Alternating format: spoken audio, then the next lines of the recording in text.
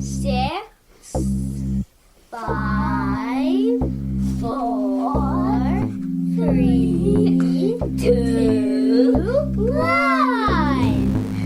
How about we do it again? 6, 7, 4, 3, 2, 1. I think I fallen. Okay, let's try one more I time. definitely. Ready? I can move you. Making review. Making review. Say 6, 6, 5, 5, 4, 3, 2, 1.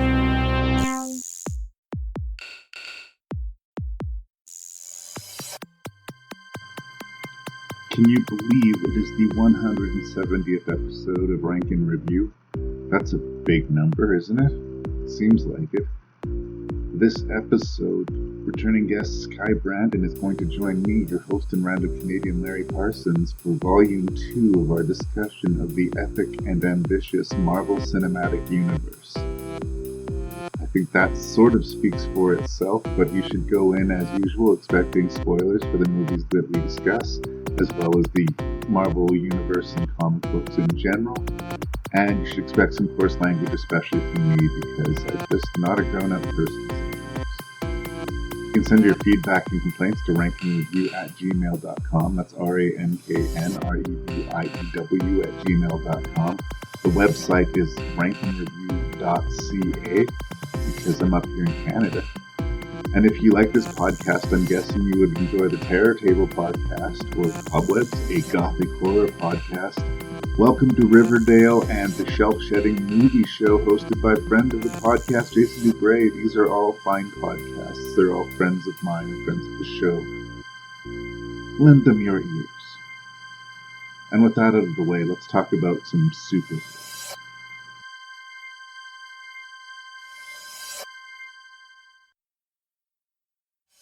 Skye Brandon is back for Volume 2 of our discussion of the Marvel Cinematic Universe. We're going to talk about 6 more interconnected comic book films. Thank you so much for being here under these strange circumstances. My pleasure. This is the first time I've had to do one like this. It's always been nice to sit and drink your coffee and enjoy your company while we do this. Well, we must be I have to socially... drink my own coffee in my own basement enough. We have to keep socially distanced, and when you're around, I just can't resist touching you. You know, it's for the best. This is safer for both of us.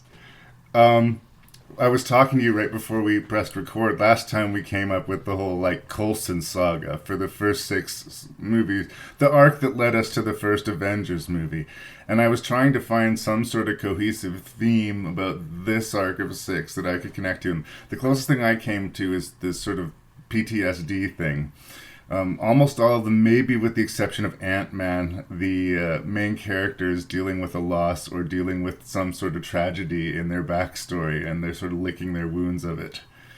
But that's not as fun as the Coulson saga. No, that one was so succinct. It was all 6 movies had him. Yeah. Alas. But I think, generally speaking, there's I don't know about you. I don't want to jump to the end too. I found it easier to make my list of 6 with this batch. And although I would dare say there's some stronger films in this batch than the first 6. There's also... If that makes any sense. Yeah. There's some other... there's some duds. There's not duds. Duds is too strong. I like all 6 again. I would argue that there's some peaks and valleys in this. Yeah. I think at this point, obviously, the Marvel Cinematic Universe has established itself. We know what to expect for the most of the degree out of a Marvel movie. Out of this group of 6, the one that's kicking down the new door, the sort of THOR of this group of movies, is Guardians of the Galaxy. That's going to open up a whole other literal universe of the Marvel canon. And so that has a lot of exposition to get through. And I remember I said on this podcast when they had announced that James Gunn was doing it, that I thought, I love James Gunn, I like that property, but they might be going too weird too soon, a talking It raccoon. paid off. It was a big It paid payoff. off huge. There was like a talking raccoon and a talking tree, and like it was a big leap. You know, I always thought it was bizarre that George Lucas produced Howard the Duck movie that happened in 89 or 88, whatever it was. Not only was it just weird that movie got made at all, but like that of all the comic book properties that like so few had been mined, of all the things that blossomed that early, Howard the Duck. It was just a really strange thing. So I think they're starting to see how many different ingredients they can mix with and what fits and what doesn't in the universe. Some of these movies have a good reputation, some of them have a bad reputation. I don't always align with what the, quote, fan base says about it, but I think that there's a good and bad quality to, quote, finding your stride. If you know what you are as a Marvel Cinematic movie, then I think the impetus is to take maybe some fewer risks, right? Right. And we also sort of start seeing this first phase of Marvel getting a bit of a reputation of not playing well with others. We talked about them making some replacements, but there's a heartbreaking story behind Ant-Man, for instance. A really fun movie, but it's still another movie that's haunted by the idea of what might have been if Edgar Wright. With Edgar Wright, he got a chance to do it. Yeah. So there's lots of interesting stuff to talk about. Is there anything you wanted to say by way of introduction before we list these off and get into the ranking and reviewing? I think the only thing, I guess maybe I'm tipping my hat a little bit maybe by saying this, but I do find like the first few, and I'd be curious to kind of go back and see like the timeline in terms of which things were in process at what point. Like for me, like Iron Man 3 and Thor Dark World, the second one, were the first ones that came out. And even just watching them in the order that they were released, you do feel like they're kind of a coda of the first Avengers movie, and like maybe they hadn't really started rethinking the game yet, and so like those ones really feel like, and maybe why they get some of the negative chatter that they get is that they were still holding on to that first phase a little bit. And it's not till the Russos show up with Winter Soldier that all of a sudden it's like, wait a minute, now we're going over here.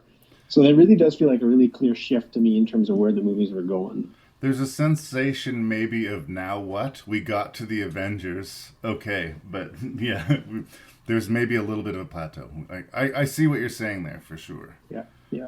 So if Iron Man and Thor 2, right, Iron Man 3 and Thor 2, if they were already in the works and like those machines had already started before Avengers kind of came out and they kind of realized where they could go next. Right. Just might be like a delayed reaction in terms of and now that. So I think they've also gotten stronger at predicting on where they can go. No, I'll back your play on that. Well, I think that's all I've got as far as introductions. So I'm just going to list these off unless you have something more you want to say generally. No, list away. We're going to talk about Iron Man 3 from writer-director Shane Black. We're going to talk about Thor the Dark World. I don't have the information in front of me, so the director's name eludes me at the moment. It was Alan Taylor. I wrote it down. Then we have Captain America Winter Soldier. We have the Guardians of the Galaxy. We have Avengers Age of Ultron and the aforementioned Ant-Man. Thank you so much for being here in these days of the plague, brother. Let's do it. Ladies, children, sheep. Some people call me a terrorist. I consider myself a teacher. Lesson number 1. Heroes. There is no such thing.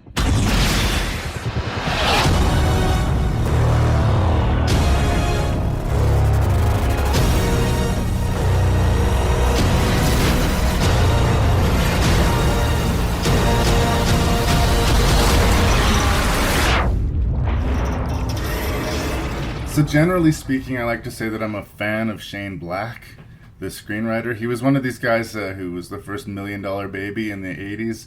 Lethal Weapon, contributed some of the zingers to the original Predator. I'm a big Kiss Kiss Bang Bang fan, and the much underrated, I think, was it The Nice Guys with Russell Crowe? Anyway, he's got a charming vibe to him, but I think he's had sort of mixed benefits as far as when he's being sort of hired out to contribute to things. His most recent Predator movie being a good example of that. It's very much got that Shane Black vibe, but was that Shane Black vibe right for Predator at the time?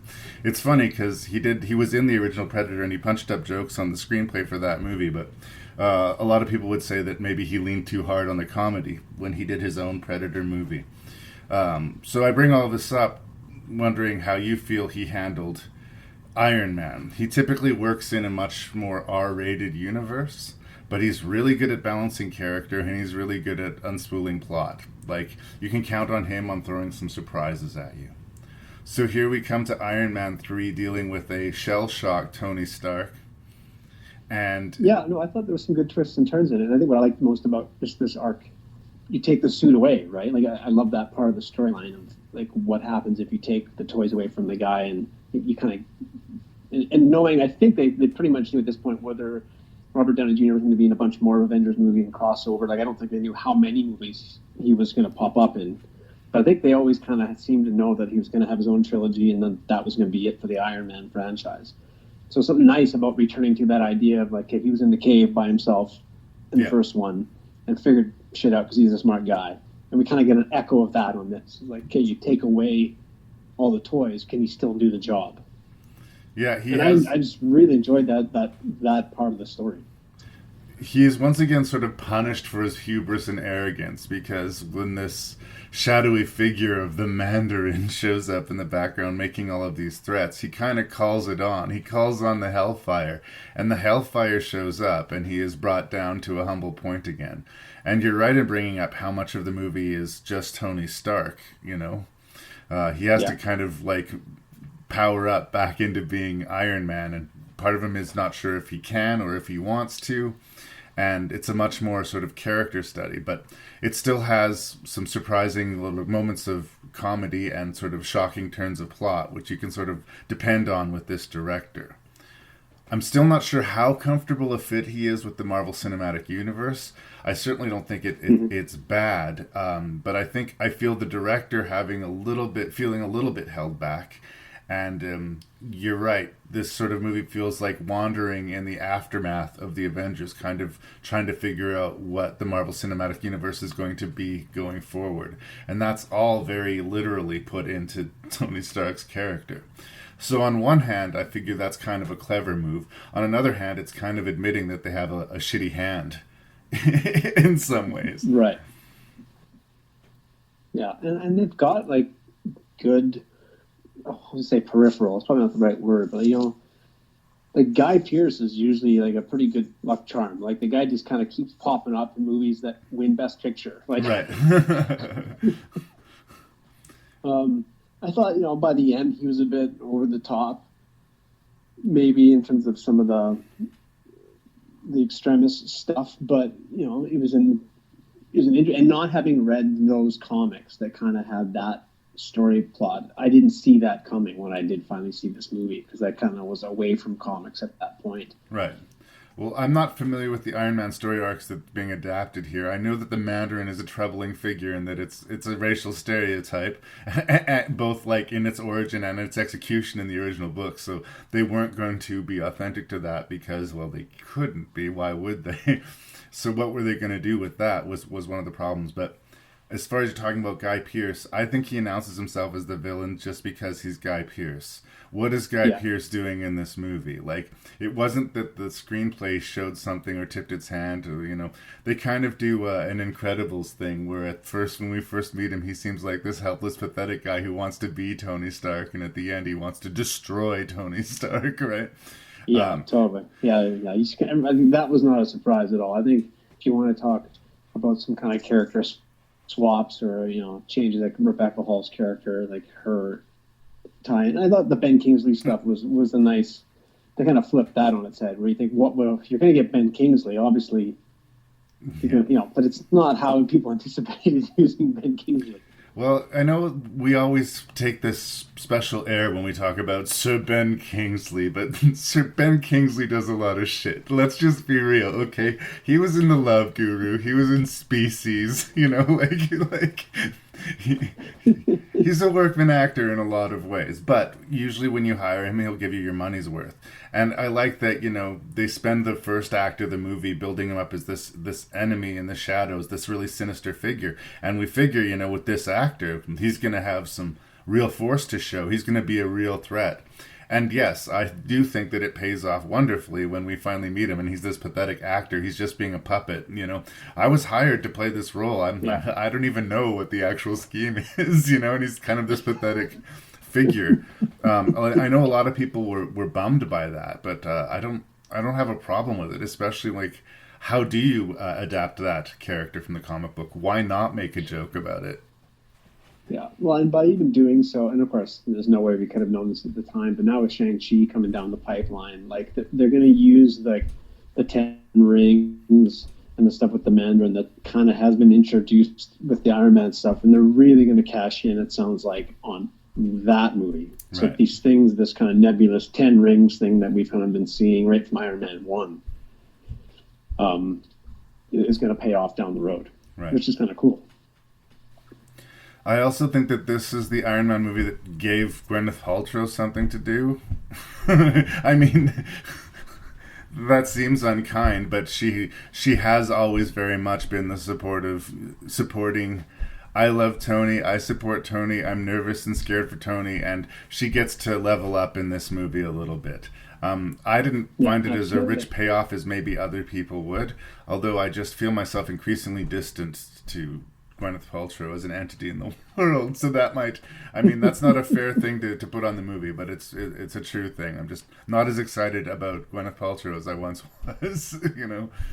But especially in Avengers too, Pepper got really short shrift. She bounced around in that one scene. Totally, it was like literally she gets mentioned in Age of Ultron, and that's it. Yeah, and even in the Avengers movie that we reviewed in the previous episode, she just bounces around in short shorts for one scene, and then we don't see her basically in any kind of important role.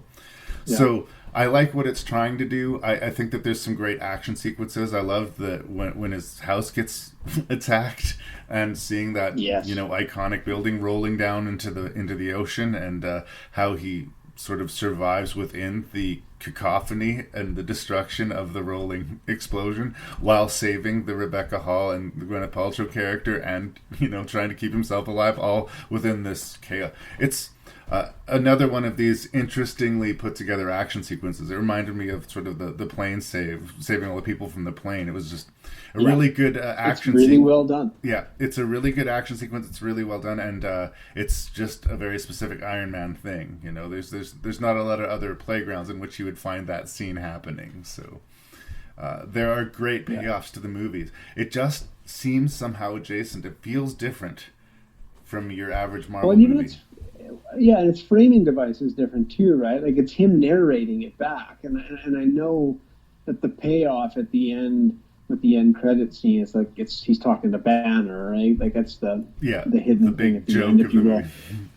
But it does put on a different kind of, like, how did I get here? You know what I mean? Like, it's, even if you're not clocking it as you're watching the movie, he's going to come out okay in the end because he's narrating it from a point of view that he's gone through it already. Yeah, he's looking back on it. I can't think of another movie in the MCU that's framed that way. Yeah, that's true. But it is very consistent with this writer-director. He likes having us get an ear into the thoughts of his characters. He's very much about, he's had Downey Jr. narrate a couple of his movies now. So yes. And it's usually worked out for him. I just think he works better in that sort of grungy, pseudo-sleazy noir arena than he does maybe in the pretty colorful explosion arena of Marvel. It doesn't necessarily mean he's bad at it. I just think, it doesn't necessarily lean towards the stuff that he really is good at. I think, the twist of the Rebecca Hall character in that, we're set up to like her. She is put in a place of danger, so we kind of scratch her off the list of possible suspects. And then she's the bad, like, I think that would have paid off more in a kiss kiss bang bang environment somehow than this one. But now it just seems like that's the thing that the evil guy does. His, the person that he's had in the behind the scenes putting everything together, once their role is played, he callously kills them and we move on to the climax of the movie. And yeah, I mean, it wasn't poorly executed, but it was very familiar. Yeah, that makes sense.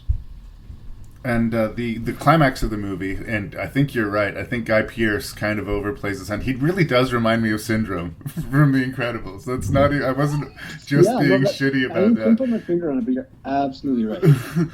But he does get super, super big, especially when he gets all super powerful and is like trying to twist the knife for the Iron Man character. It's like, I should be like outraged, I should be furious, and I should really want you to be vanquished right now. But I'm just thinking, this is a little much, and I'm not used to that from Guy Pearce. We've talked about him in the past. Bring it back. Just a little bit. Let's just bring it back just a little bit. We talked about Prometheus, that baffling performance that he has in Prometheus. But in that case, I was like, well, they just hired the wrong guy. They just should have had an old man play that part. This isn't the problem here. I think in this case, the problem might have actually been Guy Pearce. He might just be uncomfortable in the superhero environment.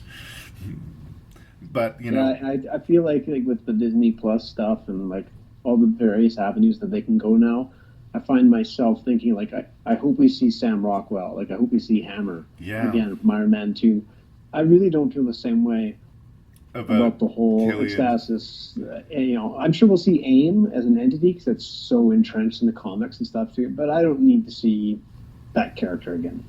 The little kid that Tony connects with in this movie, whose name is escaping me right now, apparently grows up to be a bigger deal later on, and I'm wondering if that might pay off down the road. But again, I'm not as familiar with Iron Man lore, so I don't know. I'm not as familiar with this. Yeah, I think a lot of the theories are now, because again, spoilers jumping ahead, but like in that great big tracking shot at the end of Endgame, where you kind of have all the primary players being collected there for that big shot. They've made a point of pulling that kid out of retirement, if you so to speak, and really? There at the So I think a lot of people are like, who's that guy? It's the kid from Iron Man 3. And so I think a lot of the theory is that he's going to be Ironheart. Okay. This kind of second coming of Tony that kind of happens in the comics. And Ironheart, I believe, is the character. It's genius, and there probably will be a tie-in with Young Avengers and whatnot. So who knows if they thought that then? Yeah. While they're shooting Iron Man 3, or if that was something they thought of after the fact, but. It's well handled and sort of strangely sweet, but it seems sort of separate from everything else. We'll have these sort of cute bonding scenes between this kid and Tony, and then all of a sudden assassination attempts that feel kind of visceral and real, tonally a little bit adjacent. It works. I feel like I'm nitpicking it. Like, it's not my favorite on this list, but it's not a bad movie at all.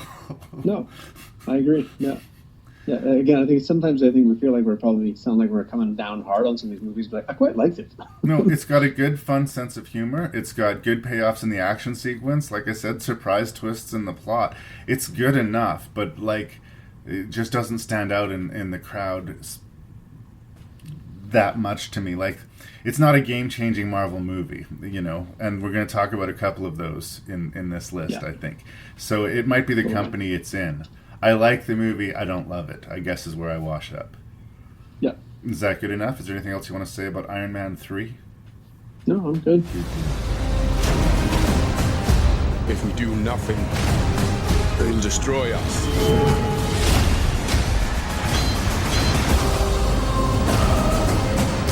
Our skills sell. What will you sacrifice for what you believe?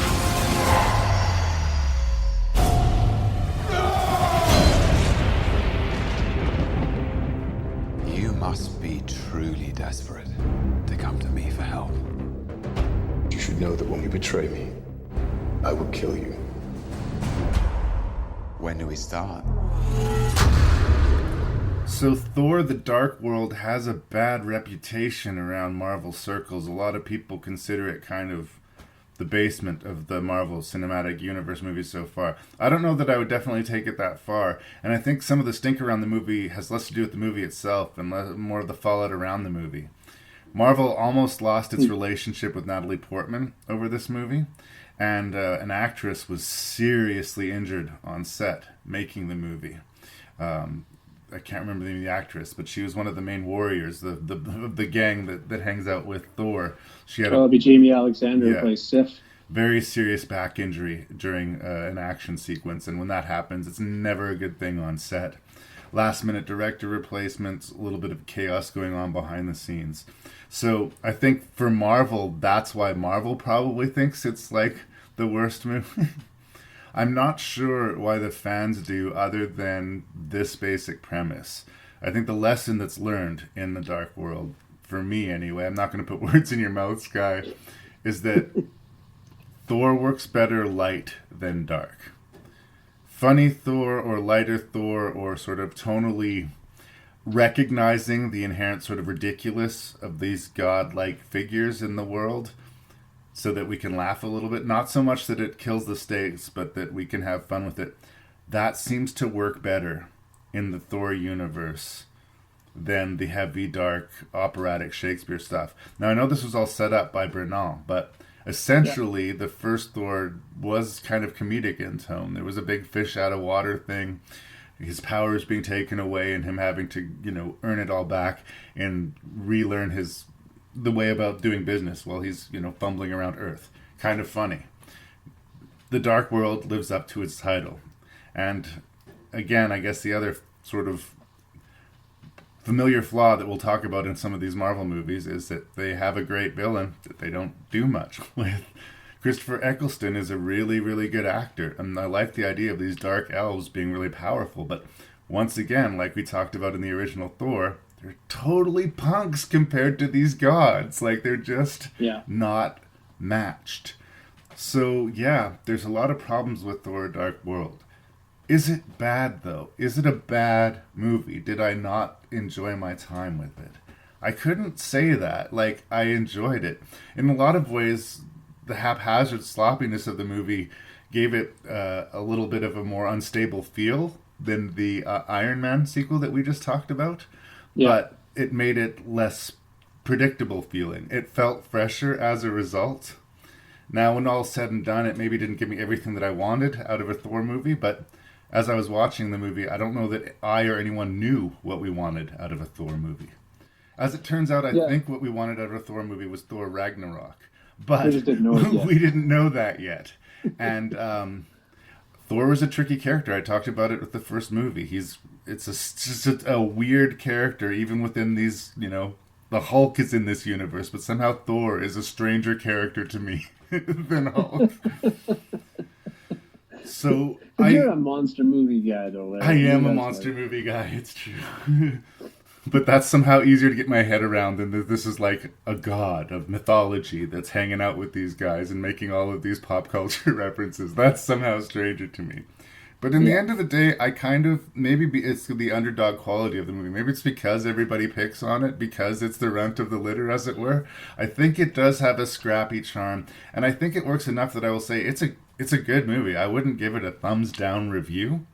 I get what people are talking about, but I had fun with the movie, and maybe I just lost all credibility as a critic, but I will give it a pass. I agree, because I didn't see this one when it came out in the theaters. Like, we weren't like regular family, eventing Marvel movies yet. Probably in part because of like my daughter's age at the time and whatnot. So when I finally watched this one, with the family, like, I had this notion going, it's like, oh, this is the one that's supposed to really suck. Right. And maybe because my expectations were low, I'm like, I really enjoyed it. Like, I really, really liked it. I don't disagree with any of the things that you've pointed out. I think I talked about it a bit with the first Thor movie too. It's a double-edged sword. Like, I think in part some of these villains don't feel like they add up to much because you've got Loki running parallel as this kind of anti-hero. So he's kind of filling the role of the villain over the whole arc. because we get a glimpse of the redemption stuff that's to come. But I think for me, I think where I kind of sit back and I think about it, it's like, well, did we not learn anything from the first movie? Like, it feels like Thor and Odin have switched. Yeah. And so all of a sudden it's like, well, we need Odin to be in this opposition. Like, it's like, God, they're like, didn't we just go through this, guys? I kind of kept thinking that a couple of times. And then at the end, like, oh, Loki's not dead again. So like that kind of repetitive stuff, I think maybe is why it kind of comes down for me. But the whole kind of temporal rift stuff where things are disappearing, like Kat Dennings, I think it's just hilarious. Like, again, I love like her and Portman and Skarsgård playing off each other. There's so much I like. The stuff with Portman and Skarsgård and Kat Dennings did seem very separate from everything else, didn't it? Like, I mean, necessarily so. They're in two different realms pretty much entirely for most of the movie. But I was usually more interested in seeing what was going on in Asgard than I was on Earth in this movie as a rule. But Kat Dennings was, solid with the comic relief. I have to go back to Christopher Eccleston, too. I feel like they started the opening of the movie where we see the flashback to the war and, like, the elves and how they were a serious threat and how evil he was to just unnecessarily really sacrifice all of those other elves so he could hibernate and await his vengeance, It sets up something that never really pays off for me. I mean, I guess, he ices Thor's mom. I guess, like, that's a heavy blow. But I don't know. I never really felt the weight of that character. I never really felt the payoff that they set up at the beginning of the movie for that character. And this is a problem that they have with their villains quite often, that I think maybe they put all of their eggs in one basket when they bring in Thanos to try to overcompensate with correcting for that. Right. Eccleston, I don't know if he's uncomfortable with the material or not. I mean, he played Doctor Who. He's definitely done the sci-fi thing before, but I heard that behind the scenes he was sort of disappointed with how things played out for him, his character. Maybe the script changed a lot as they were making it. Who knows? Maybe he had more interesting scenes that never ended up happening.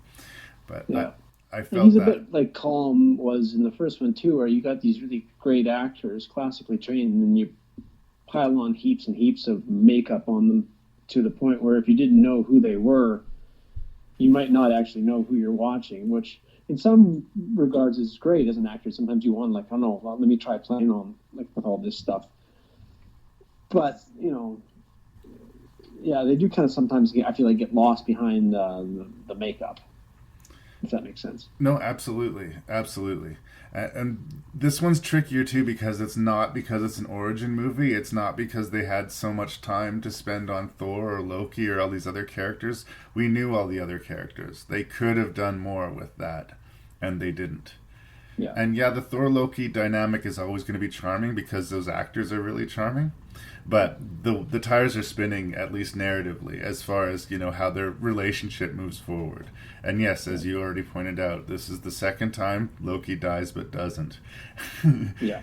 And But I do like start to clock certain things, like people who work and collaborate over multiple pictures too. Like Brian Tyler did the music on this one. He did it on Iron Man 3, and he's coming up and some other stuff too. Like, they went to him, and I think they continue to go to him quite often. And I think this is the first time Marcus and McFeely were brought in as one of the duos to write a script. And they had come off the Chronicles of Narnia films, and they've done every single project that they've ever done in tandem. Like, it's not like one of them has gone off to work solo. Like, that's how they come. They're a package deal. Yeah. And what I do love about them, because they go on to have an amazing track record here with Winter Soldier. And I guess they were on the first Captain America movie too, so they are in the system. But there's something about me that just loves this notion. I think I jokingly said it to you before, maybe when we weren't recording, but by the time we get to Endgame, it's like, oh, that movie that everyone shat on? Yeah. We're going to make it really important to the plot of Endgame, because we're going to need to go back there at this particular point in this movie that we wrote. That footage of Natalie Portman was actually shot when they were making this movie. the stuff that they repurposed for Endgame, which is kind of interesting. It makes you wonder what other, scrap scenes they have out there that could be repurposed in other areas. Yeah. Why not? Exactly. I feel like I've been pointing out some of the bad stuff, so I'll point out some of the stuff I liked. I love our first shot of Thor in this movie, where he shows up to deal with that rock giant. Again, you're right in that he's right back to being the arrogant, punk, shitty Thor, where, like, he's entitled, he's good-looking, he's wealthy, and, like, nobody can beat him in a fight, and he makes a point of rubbing everybody's fucking face in it. Yeah. But it is kind of charming. And I do like seeing Loki in a box for a little while, and yes. he sort of him acting all tough, but having that veneer stripped away, and he is unhappy to be in prison, and he is disappointed that his mom has been murdered by a dark elf, despite him trying to show that he's super hard. That presses his buttons. Yeah. But anything that's accomplished is, I think, a little bit undercut by the whole twist at the end. Going right to the spoilers, like, Loki takes over Asgard at the end of this. Yeah. And the great disappointment of that is nothing is going to be done with this. Like, the idea... No, not until we get to the beginning of Ragnarok, which is like years down the road before we it's a punchline. It's a punchline. It's basically the opening act of the fourth Thor movie that deals with that. But, excuse me, the reality of the fallout of this is terrible. Because he dethrones Odin and because he pretends to be king, the realms are unprotected. Evil goes on a rampant rage. Thanos gets more of the Infinity Stones. Like, so much shit, bad shit happens because of what Loki did here, and it's never properly recognized, I don't think, in any of the Marvel movies.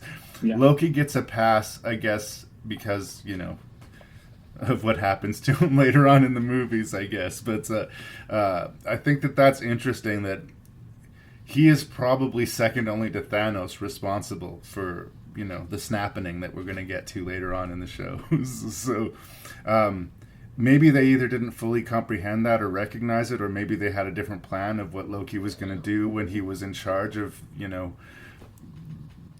this realm. It's always, I find it interesting too, and maybe it doesn't feel as much time, right, when you get to go back and rewatch them quite close to each other, and because I do know, well, I don't want to jump too far ahead, but like they ended up releasing Ragnarok before Black Panther, where originally Black Panther was going to go before Ragnarok, so you could get that end scene in Ragnarok where all of a sudden that big ship is kind of coming down on them, and that goes right into the beginning of Infinity War. Right. But then sometimes, in true comic book fashion, sometimes you're reading a story, it's like, oh, you want to see how this ties in? Well, then you have to go get Fantastic Four, issue 128, crossover stuff. So sometimes, even though these movies aren't released in an order, you kind of have to... But I still sometimes wonder, like, where they were at in the process sometimes of, like, general map out. Maybe you're right, like, that they didn't really know where they were... I think maybe generally they knew where their end game was, but some of the specifics weren't worked out yet. And then as a result, you look back, it's like, man, Loki was sitting on that throne for a long time. Yeah. And if you're going to lay track, if you're going to waste precious plot time in your movie laying track, it should have a purpose. It should have, right. There should be somewhere you're going with that. It shouldn't be a vague idea of something that we'll deal with down the line. I'm not saying that's what it is, but I'm saying that at times that's what it felt like. Right. But all in all, I did have fun watching this movie. I keep going back to it. I say a bunch of shitty things, but then I said I have a smile on my face. Yeah. And I wrote down, like, like Freda, like, yes, like it's a huge loss. That whole funeral sequence I actually found quite moving and well shot. And fight sequences are fun and enjoyable. I like his merry band of, warrior buddies enough that I kind of wish they'd done more with them going forward, personally. It seemed like they could have this whole sort of spin-off Lord of the Rings-ish fantasy adventure series going on in this world, right? But no, they're just pawns that can be wiped off the board, whatever. But I'm not as hard on Thor: The Dark World while acknowledging, yes, there are problems. Yeah. Good enough? Good enough. Most of the intelligence community doesn't believe he exists. The ones that do call him the Winter Soldier. He's a ghost. You'll never find him.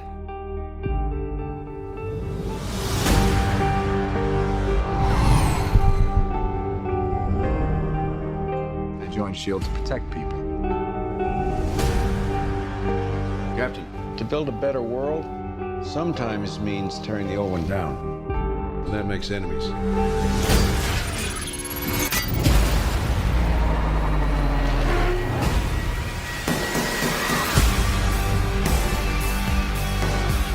He's fast. Strong. Had a metal arm.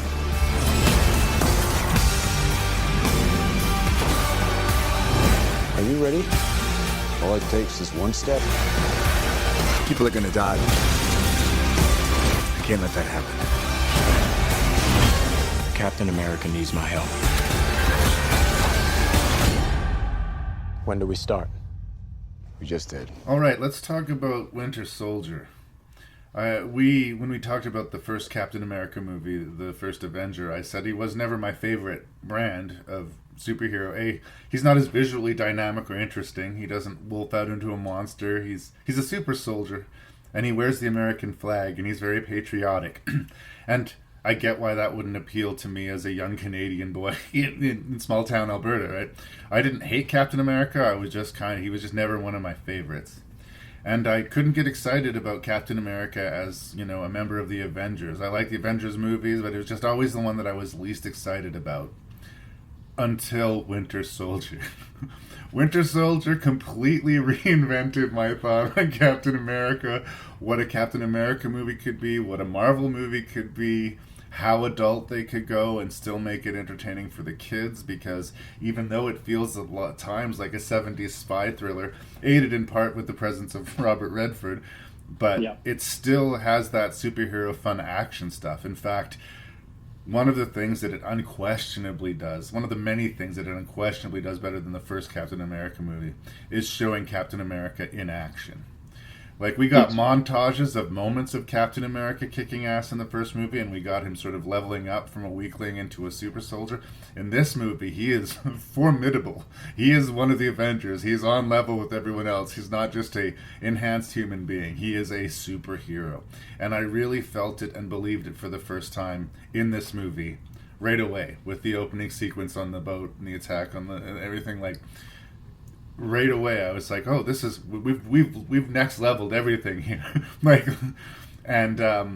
They got me right away in the first few minutes of the movie, and they never let go of me.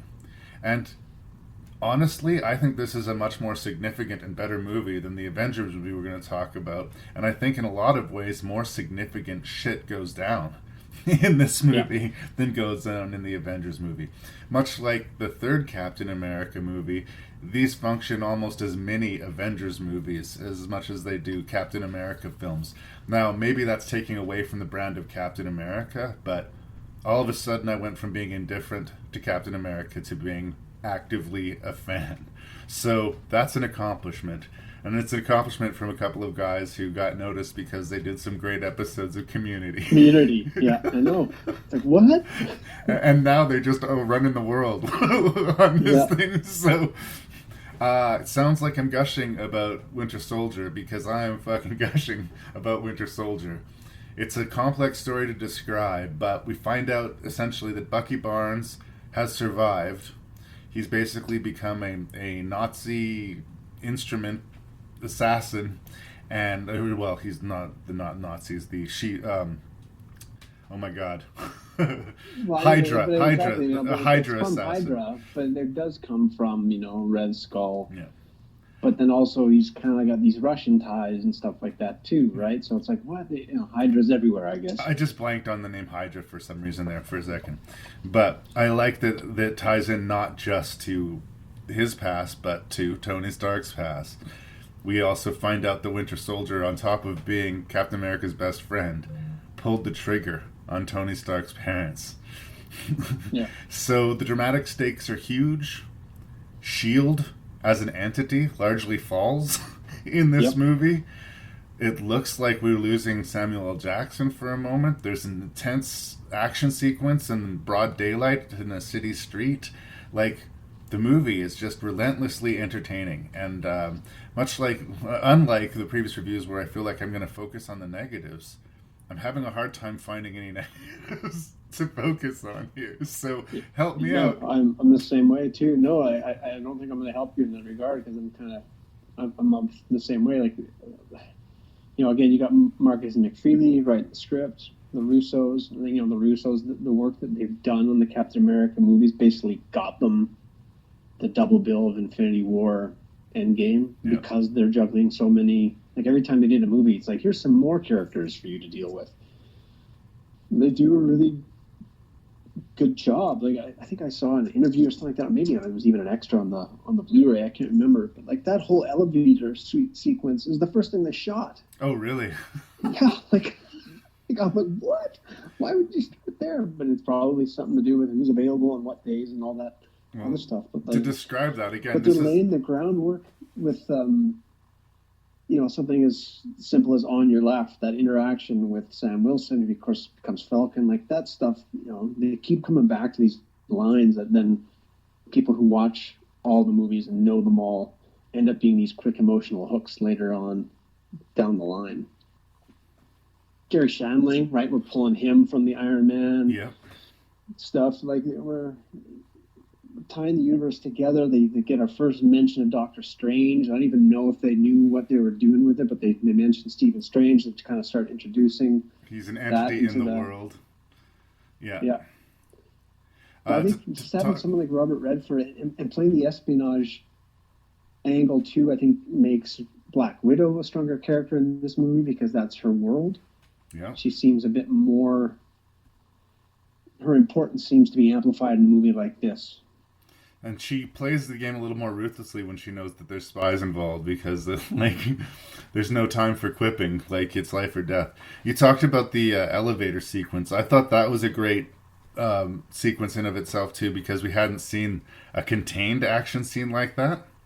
And the movie gives us both. They give us the big, shootout, car chase, explosion on the street sequence. But Captain America is in an elevator with, was it 6 guys? Oh, it's more than that. Actually, the time, he's like, he realizes that he's in a hornet's nest, and they're not friendly to him, and they're not taking him anywhere friendly, and he has to deal with it, and he does very effectively. But we just hadn't seen that scene like that before. They did a similar thing in one of the Die Hard movies where John McClane has a shootout in an elevator, and I also like that. That was a much more violent version of it, but it's a different kind of action sequence, and it's a different kind of energy because there's no margin for error at all. And I really like that specific moment as well. It was another one of those things where, Captain America, I get it. I get it now. Yeah. And they quite quickly, he's the outsider. This is interesting that they took him there, in the second movie. All of a sudden, he's the one being chased, right? And, you got people on the inside who've infiltrated, and over a long period of time, as we come to find out. So, I remember also too, the whole thing about surveillance and people being watched, and then using that information. And I've seen in multiple interviews with Feige.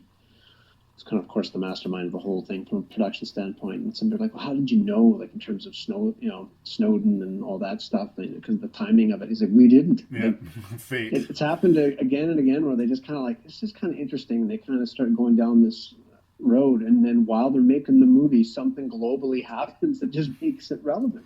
Makes them look like they were geniuses. Well, same thing with the casting of Chris Pratt when we talk about Guardians of the Galaxy. When they cast Chris Pratt, he was not Chris Pratt. Right? So they part of this is luck, but of this next era of movies that we've gone to, clearly this is the strongest of the 3 movies that we've talked about so far. You can again, I rack my brains to think of things to be critical about.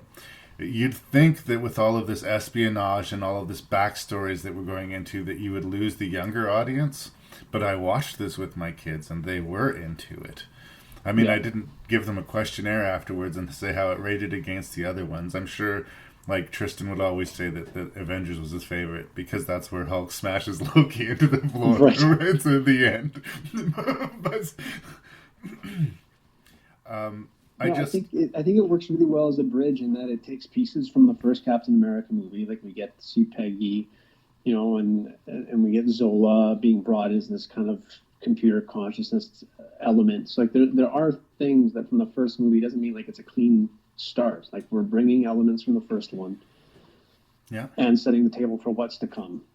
And I think I talked about it last time too. That relationship between Steve and Bucky, I think is really endlessly fascinating when you have a personal connection, crisis, a personal thing that's going on amidst the bigger picture thing, and okay, well, if I serve one, am I hurting the other, and can I do both at the same time? Well, Captain America himself, liked it a lot. He's a perfect person to be in the center of all this because, like, one of his defining characteristics, I guess, is that he's incorruptible. In the Marvel Universe, he's like Superman. If he ever did a thing where he was suddenly a double agent for Hydra, the fans would revolt. He is just, altruism, pure good dude. So he's the one dependable entity that S.H.I.E.L.D. has there. Like, they don't know if they can trust anybody, but they know they can trust Captain America. And that's well situated. And to have the personal investment of Bucky on top of that, that's, makes it much more potent. And the comic book boy in me would say, man, what would a fight between Captain America and Tony Stark look like? And guess what? We'll get to see that later on down the line. What did you feel about Robert Redford? Do you figure he fit in this comfortably? It stands out a little bit, but like my daughter, for her, it didn't stand out for her because she doesn't have a reference for Redford in all these other movies, right? He's just some old guy. yeah.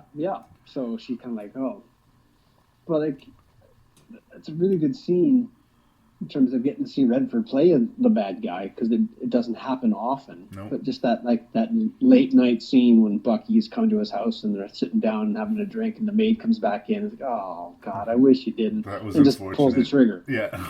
It's like, oh, okay. Now I have a clear picture of who this guy is. Gotcha. So it's kind of nice seeing Redford doing that side of things. Well, and it's hard not to sort of think of him as some kind of a mascot for 70s espionage or like that kind of spy thriller. That was obviously there's all the President of Men, but what's the famous spy one where his entire office gets wiped out? Day of the Condor, the 3 Days of the Condor, or whatever. Yeah. He like, if you are literate of film history, he kind of represents that, and he kind of gives this movie that kind of vibe just by his very presence, if you want him to. But I wonder if it wasn't Robert Redford, how essential that character would have ended up being as the things all turned out. This is me floundering to find something to be critical about. I don't think he's bad in the movie. Like, I like Robert Redford, but like, it just doesn't seem as essential as anything else that's going on. He shows up. He's a friend of Sam Jackson's character, and then we find out that he's bad, and then he gets shot. But compared to everything else going on in the movie, I don't know. It's less. It's less interesting. Like these movies kind of have a stretch here now coming up too, like with Guardians, with Glenn Close. Like sometimes it does feel like here's a way for us to get like a really well-respected actor who won their Oscars or came to the height of their career in the 70s and 80s, and now we're gonna, I can't help but feel like it's them as filmmakers being film nerds trying to like bring people into the fold. Like, oh my God, we got Glenn Close. Like, oh my God, we got Robert Redford. Like, by the time they're all done, it's kind of like, who wasn't in a Marvel movie? That's what I was going to say. Very few people in Hollywood will end up being untouched by it. Also, I got to give props to the Russo brothers because it was the paintball episodes from Community that got them noticed, apparently. And those episodes are very much sort of tributes to Hollywood, the different styles. One time they do a sort of a Western theme, they do kind of a Star Wars theme, and they sort of play with classic, Asian archetypes of the action thing. But they showed an ability to play in all of those different genres and pay homage to them. What's interesting about this is that this is not them paying homage to them or emulating it. This is them just doing it. And Yeah. that's a different thing. There's a different thing between sort of tipping your hat to what an action movie, is, and just making a pure action movie. And the fact that they can do both, got me impressed. Yeah. Yeah. This set a high bar.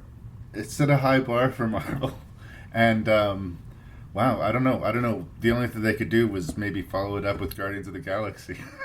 Yeah, exactly. No, it did. It does feel like it's the big turning point in terms of, not that they weren't credible before. I just like all of a sudden it's like, man, it took a step up. We talked about in the first episode, Scorsese sort of agreed that it's not cinema. I would argue that this is cinema to me. This is not an easy movie to make. It's a fairly complicated story. We take it seriously, but there is ridiculous elements to it. It does set things up for a long-term conflict between two of our major characters, but it's succinct and contained enough in itself that we didn't feel like it's open-ended. The movie just wall-to-wall works for me. Yeah, I agree. Star-Lord, man. Legendary outlaw. Forget it. We arrested these 5 on Xandar. Check out the rap sheets. Drax, a.k.a. the Destroyer. Since his wife and family were killed, he's been on a rampage across the galaxy in his search for vengeance. Gamora, soldier, assassin, wanted on over a dozen counts of murder. Rocket, wanted on over 50 charges of vehicular theft and escape from lockup. What the hell? Groot has been traveling recently as Rocket's personal houseplant / muscle. Peter Jason Quill. He's also known as Star-Lord. Who calls him that? Himself, mostly. He's wanted largely on charges of minor assault, public intoxication, and fraud. Oh, I'm sorry. I didn't know how this machine worked.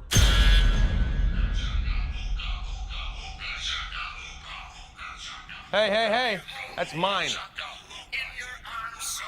You son of a... Hey, take those headphones off right now!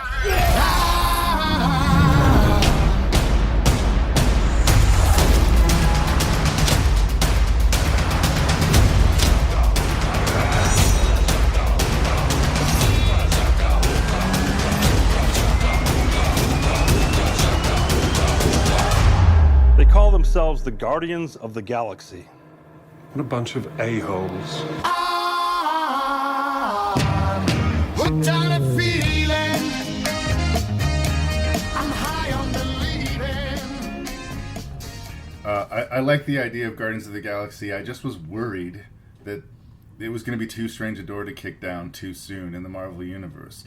Coming off the heels of the enormous success, as far as I'm concerned, of Winter Soldier, this is a strange shift, both tonally, in the stories, in the characters, in the world. The only real thing that it has in common with Winter Soldier is that wall to wall, everything fucking works in it. Like, everything works in it. Stuff that shouldn't work in it, even the most familiar parts of the movie that I recognize as being manipulative, utterly work in it. You just like, thank you for spoon feeding me this delicious ice cream. Like, that's like I think the key was James Gunn, that script, and the tone. I mean, obviously getting the right people to play the parts is good, but right away when we see Chris Pratt dancing around, picking up this alien rat creature and singing into it like a microphone and then casually tossing it away, showing us this amazing world, but showing us a character who doesn't give a shit about this amazing world. Nothing impresses this character. He's way more into his jam, into his tunes, right? Yeah. And right away I'm like, oh, I like this. And that feeling never left for the whole movie. I'm also impressed with James Gunn as a director. I mean, I know him more from sort of his more aggressive features, shall we say, like Slither and Super, where he kind of seems to enjoy fucking with your expectations a little bit. In this one, like, the movie gives you what you want and in a lot of ways what you expect, but the energy and joy in it is great, and he has you right away. The movie starts with an incredibly sad scene of this woman wanting to say goodbye to her son and her son not wanting to deal with it and running away, and it's right away, like, potently dramatic. We don't know any of these people, but right away it's like, did it get dusty in the theater on road? What the hell is happening? Well, for me, like Guardians of the Galaxy, not this iteration, but in the 90s, that was one of the titles I collected because it came out like that. So when I heard they were making a Guardians of the Galaxy movie, I was like, that's interesting because that's supposed to be like 31st century. Yep.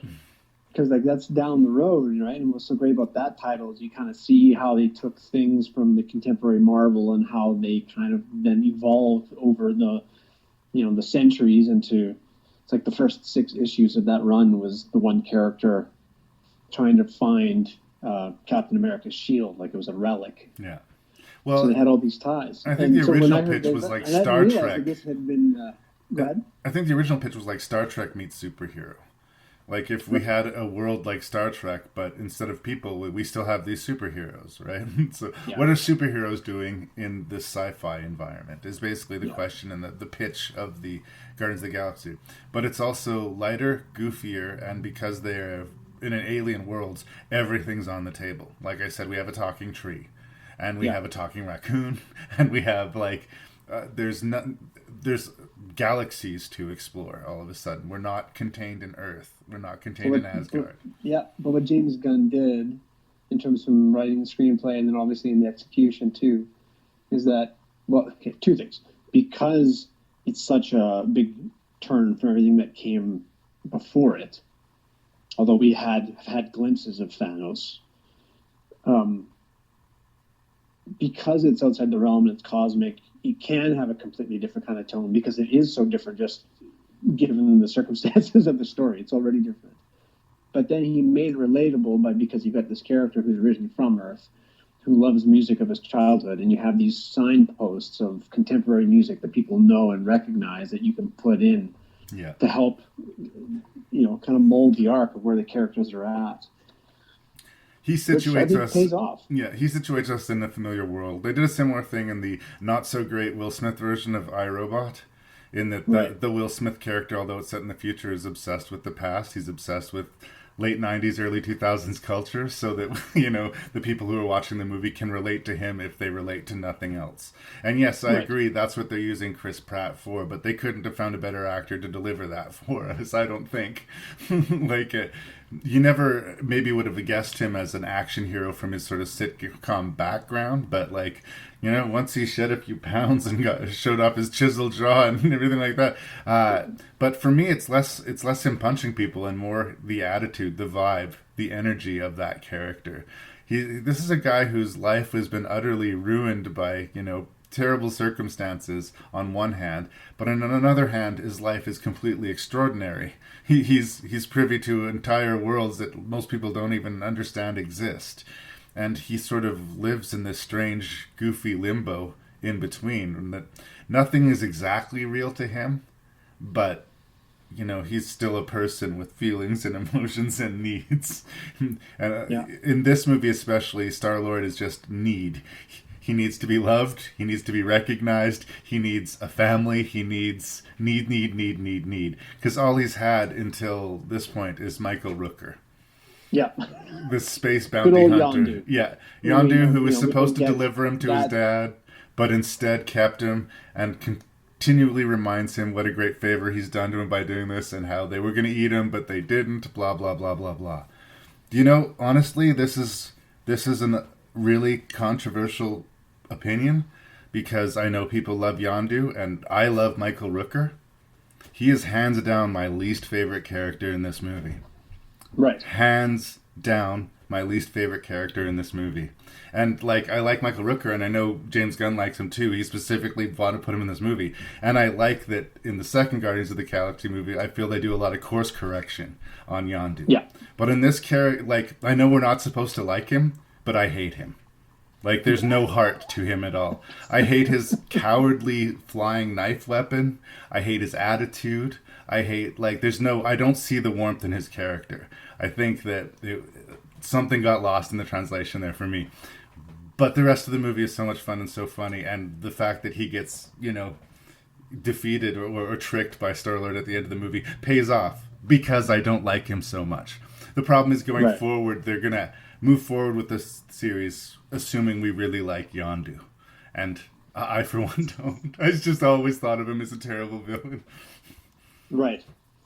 Well, we can talk about it when we come back around to the next batch when we hit volume 2. Yeah. Then also, but in terms of like how that payoff for you was then too, I'd be curious to talk about at that instant if it worked for you, maybe disliking him as much as you did. Yeah. And for me, like he's such a different incarnation of the Yondu that was in the comics. Like he is one of those characters that does exist in the one. Although very different, like he's got the same look, like the blue skin and the flying arrow that he controls by whistling, and in volume 2, right, we get the high fin, which is very similar to the character in the comics. But he's not that kind of. He's more like some kind of Zen Buddhist guy who prays, right? Yeah. It's so different than that. I was like, what the hell? Yeah, they sort of combined him with a Han Solo-ish figure, but they forgot the charm a little bit. I think a little bit. Although I do love me some Michael Rooker. I would never say anything bad about Michael Rooker because he beat me up. I also think, and you're more familiar with the comic book than I know that all these characters existed in the comic book in different variations, but I'm not sure that this particular crew of the Guardians of the Galaxy ever existed. One of the interesting things about the book is there's many incarnations of it, and crew members would come and leave, either leave or get killed off or be replaced, or they would just reinvent the book and have a new cast of characters. As they are so They often. kind of, when they, my understanding is it was around, oh geez, I want to say 2008, but maybe that's even too late. Maybe it was a bit before then. This version of the Guardians was introduced in the comics. Okay, so they did have a map then. Yeah, and if I'm not mistaken, it was something similar to like one of the characters from the version that I collected, because there's time travel that's happened over the.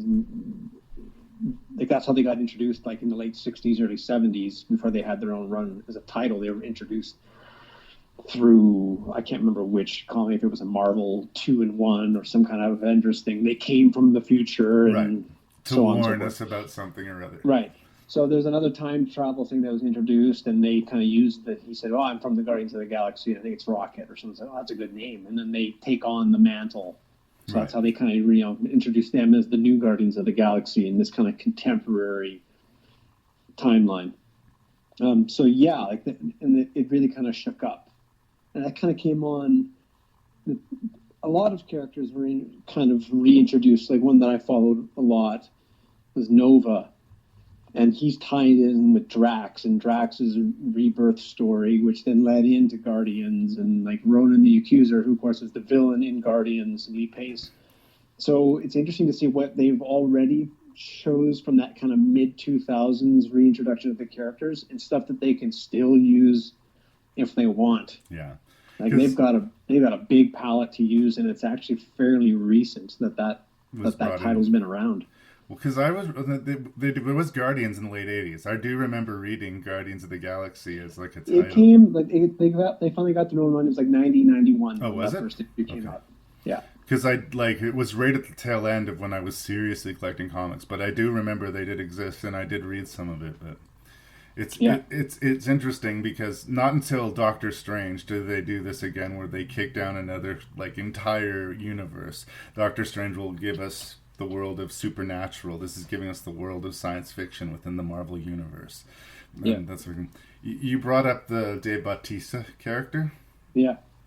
I have a personal problem, I guess, because I don't get excited about wrestler turned actors in movies.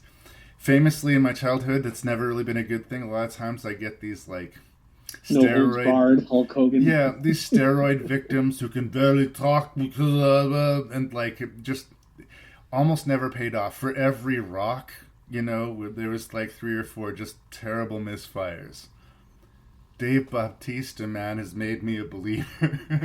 I mean, a lot of it was the script. Well, the script did a lot of the work for him, but you need to have a good performer there.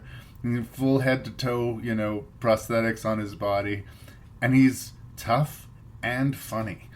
Like like he's really doing almost a triple threat. I mean, short of singing and dancing, I don't know what more he could have done to impress me in this movie. And here's a veiled compliment for Vin Diesel. Yes. Two of my favorite Vin Diesel performances ever, EVER, ever, is Groot and the Iron Giant. Keep your bald face off of my fucking movie screen. Stop pretending you're this fucking sexy, hard-ass action star and just voice me some cartoons, because that always gives me more. I love the Iron Giant and I love Groot. And other than that, Vin Diesel largely has left me cold, I have to admit. So you like his voice, is what you're saying? I guess. He can read me a bedtime story, he can soothe me to sleep, but I've never been able to get excited about the Fast and the Furious or Riddick or any of that shit. I don't know why. He's never done it for me.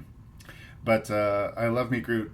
My son Tristan was traumatized by this movie when we saw it in the theater because he fell in love with Groot. And of course, Groot makes this epic sacrificial move at the end. And he was just so upset. And we were trying to show him, like, when I got the Blu-ray, I was like, look, there's a little baby Groot dancing. He's like, I don't want to fucking watch this. I don't want to look at that movie. I don't like that movie. That movie's stupid. He's just so upset by it. But, I mean, the movie worked for a single-digit age category kid, you know, and it worked for me. And they used the fun energy, the, like, bouncy energy of the movie is sort of the energy which wins the day in the movie. Like, when they have that big face-off and Chris Pratt starts doing his little dance-off. Yeah, he starts doing the dance-off, and this hard-ass destroyer character is looking at him just utterly, like, contemptible. It goes back to, like, that hilarious Flash Gordon movie from the 80s with Max von Sydow being so furious that this moron is defeating him, right? Fun wins the day in Guardians of the Galaxy as much as heroism and everything else. Yeah. This is the one that won my wife over, too. Like, when she hadn't seen it, because, like, our mutual friend Josh Abodri and I and another fellow actor, Robbie Towns, we went and saw it in the movie theater when it came out, because we were doing Shakespeare in Saskatchewan at the time, and so Christy hadn't seen it, but when I picked this up on Blu-ray and played it for her, like, from that opening sequence that you talked about earlier, like, she's like, oh, I'm gonna love this. Like, from that point on, you know, she's like, okay, I'm in the Marvel movies now because I want to see how this all ties together and how this all ends, this storyline specifically. We haven't mentioned Zoe Saldana. She's great. I gotta say, she's really great, and it's one of those weird things where, like, the green makeup and purple hair kind of really works for her. For me. I'm like, Rower. She's got me wondering, yeah. Like, why am I always getting makeup put on? I will go on the record now. Yeah. Oh, sorry. I'll go on the record now as saying that this movie is going to be better for Zoe Saldana's career, long term and going forward, than anything that she does in the Avatar movies. Yeah. I mean, I would love to be proved wrong by the Avatar sequels, but I just not anticipating being proven wrong by the Avatar sequels. The most interesting thing about Zoe Saldana's character, because she is very much the love interest in this one, is watching this movie, knowing where they're going to go with Zoe Saldana's character and the relationship between her and Chris Pratt, almost makes her more interesting in the movie in retrospect. Yeah. Like, just by itself in this movie, yeah, she's the tough warrior love interest, and she does have the conflict because her daddy is, well, a bad dude, shall we say. But most of the stuff that she's got to do will come later on. If there's a character that maybe gets a little bit of the backseat in this movie, maybe it's hers. But for the most part, there's so much going on. There's so much going on. The thing it did for me, too, is someone who kind of was collecting some comics, not a lot, but collecting comics at the time of when, you know, the Infinity storyline came out in the comics. Like, as soon as Thanos showed up, like, you know, and it's Josh Brolin, you know, they managed to rope him into that part with the promise of it, trust us, it's going to pay off down the road. Yeah. And like, when I saw that on the screen, I'm like, oh, I know exactly where we're going now. Like, it's kind of like the first time where they really, you know, they started talking about Infinity Stones specifically in this movie.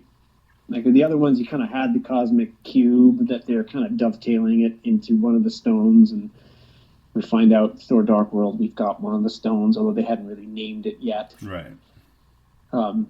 But now we've got someone like, this is an Infinity Stone. We've got the Collector, we've got Benicio del Toro showing up in this world, and we put a name on it now. It's like, okay, we've now set the table for the next half of what's coming. They tip their hand at least to the hardcore fans that, yeah, the Infinity Wars are on their way. Get ready. Yeah. But they didn't spend half of the movie doing it.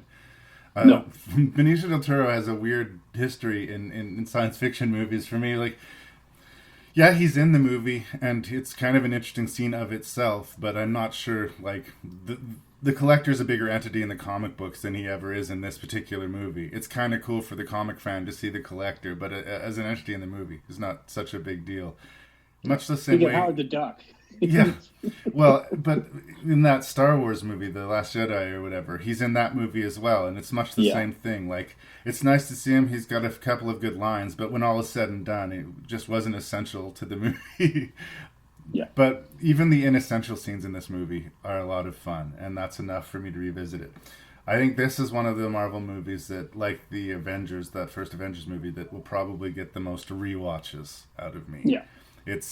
It's a real crowd pleaser.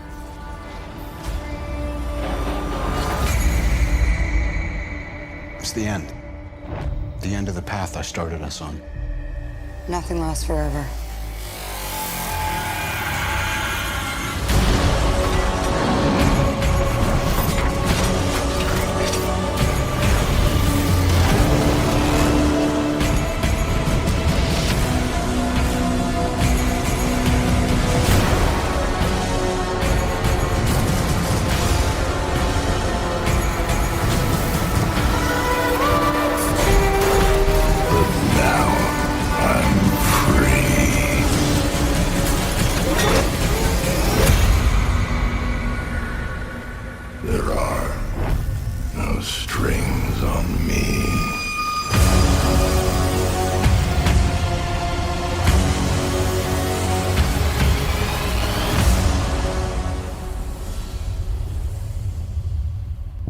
So remember last episode of Marvel how I gushed about the Avengers movie and how I gushed about Joss Whedon's ability to balance character and how his TV background really helped him in this, and I just was completely satisfied with that Avengers movie. Maybe it was because it was unfortunate that it had to follow, Winter Soldier and Guardians of the Galaxy, but Guardians and the expectations of the first Avengers. Yeah. But I can't really fully articulate how disappointing I found this movie. Like, I was kind of shocked when I watched it at how much of it didn't work. And unfortunately, the big problem with Age of Ultron for me is Ultron. And that's a big problem if your movie's called Age of Ultron. I can't decide if it was rushed, if they maybe needed to spend a few movies leading us to the Ultron going bad. Like, maybe if Tony and Banner had made Ultron. Fun fact, originally it was Ant-Man who created this, by the way. Hank Pym, yeah. Yeah, but maybe, if Ultron was online for a while and did well for a while, and that slow turn happened, we had like a Hal relationship, Ultron could be super, super scary. The choice to cast James Spader, classic villain, slimy voice and sort of physical actor, took all of the scary out of Ultron for me. Because the thing about Ultron, although it is artificial intelligence, there's that robot thing. There's that 2001 Hal is not going to open the pod bay door for you. There's no conversation you can have with him. There's no reasoning you can have with him. You can't appeal to him on an emotional level. You're fucked. If he decides that he wants to kill you, if you're his enemy, you're not talking your way out of the situation. That is the essential scary thing about Ultron. Giving him this smarmy, quippy personality kind of undercut that. And the fact that all of this is Iron Man and the Hulk's fault, and they're not really asked to own it in this movie anyway. Going forward, they will be, but in this movie, they don't. Kind of reminds me of the debacle in the DC universe, where Superman destroys half of Metropolis, and they don't deal with it until the next movie. Right. There's a lot of clumsy mistakes in this movie, and a lot of obvious clumsy mistakes in this movie. And considering the track record of the Marvel Universe and my level of respect for Joss Whedon, I'm shocked. I'm flabbergasted and shocked. And when I went to revisit it, I thought, well, maybe coming back to it, I will soften. And I have hardened. It could be Marvel overdose because I did watch all of these like fairly close together too. Right. Like I've been going back to this again and again on the podcast. Sometimes the circumstances with which you watch the movie affects you. But sitting here right now, I'm telling you, Age of Ultron is one of my least favorite Marvel movies. Convince me I'm wrong. Well, I suppose I can try. I don't think I'm as low on it as you are. I do agree that I feel like the first Avengers movie kind of struck a stronger chord than this one did. And I think, and I don't know if this is in part why, like if just, if Whedon was off to make other things and that was already kind of predetermined, but I do feel like the Russos have proven to be better at juggling this many characters. Like the first Avengers is a multi-ensemble show, but it's still just the six core. All of a sudden now we're introducing Vision, we're introducing Scarlet Witch, Quicksilver. Like there's a whole bunch of more people that we're getting introduced to and quite quickly. And I do know, and again, I can't remember if it was on an extra or some kind of interview, but it was Whedon that kind of did pitch the idea of like, hey, we can make Vision, and we can introduce him this way, and we can use it with the Mind Stone, and then the thing in his head will be the Mind Stone. Like, I think maybe he knew what he wanted to do to set stuff up for them down the road, and then they kind of tried to find a way to shoehorn it all in. Yeah. And so it feels a bit forced at times, some of the story. There's a percentage sequences are amazing. Like those, like it's well made in terms of how it looks, and you got really great snappy dialogue and some of the things you expect from certain characters, they deliver. I do like the whole like Hawkeye, like I don't know, his story I find more and more interesting as we kind of get more of him. So I think that was something I like, getting to see him in these Avengers movies since we've never had his own movie. Yeah. So we get this that was the thing stuff that Joss Whedon had to fight for, apparently, was more Hawkeye and Hawkeye's family and Hawkeye's backstory. And I think the idea was we're going to love Hawkeye a little bit and maybe start to worry, since we're spending all this time with Hawkeye, are they going to kill Hawkeye, right? Yeah. I thought that business was fine. For me, Hawkeye has the line of the movie in a lot of ways when he says, look, we're a bunch of superheroes, we're fighting robots, I have a bow and arrow. Bow and arrow, yeah. None of this makes any sense. That's funny. But this is my job. Yeah. That's funny, but it's also true. And it's also like the movie's calling it on itself in an unself-conscious kind of fun way. But it's actually a fairly accurate indictment of the movie. It knows that it's silly in a way that the other Marvel movies don't quite embrace. Like Guardians of the Galaxy leaned into the silly, but they still allowed stakes to happen. At the end of the movie, when all of these people, Quicksilver's getting killed, and there's the whole city being lifted up into the air, and they're being swarmed by hundreds and hundreds of these robots, I just don't feel anything. And like the robots don't have any agency or like character to them, so like I don't hate them, and I don't feel for them when they're being destroyed. I'm not scared that they're going to hurt any of our characters. Even Quicksilver, the character who dies, I didn't care about him. I don't feel the impact of it. And his character he was just introduced. We don't. Yeah. And his character was already just handled brilliantly in a different movie. So it was almost like they shouldn't have bothered with that at all. Like, yeah. I don't know. I usually like James Spader. Comparisons too, but they're having, of course he comes out of it okay, but having Iron Man making what seems to be such a huge sacrifice at the end of the first Avengers movie, you're right. It doesn't have that kind of level of sacrifice by one of our major players. Yeah. The Hulkbuster sequence is. Thank you. Thank you for great. The Hulkbuster fight and that opening sequence where we did a sort of a revisiting of the long panning shot where we see all the action going from hero to hero to hero was nice to revisit. It feels like we were starting almost where we ended in the first Avenger films, but instead of bringing the action up and amping it up, I don't know. It feels bogged down by the amount of stuff that's going on in it in a way that they haven't struggled with as much in the other Avengers movies. Frankly, both of the Captain America sequels are better Avengers movies than this is. Right. And this is an actual Avengers movie.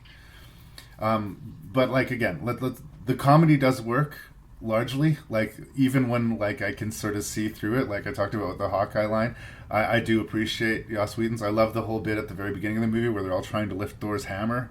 That's good comedic opportunity, and using, like, there's no other context in which we could do that. So that's a fun little bit. And there are, it's not awful. Like, I'm treating it really severely in my review because I'm comparing it to all of the other Marvel movies.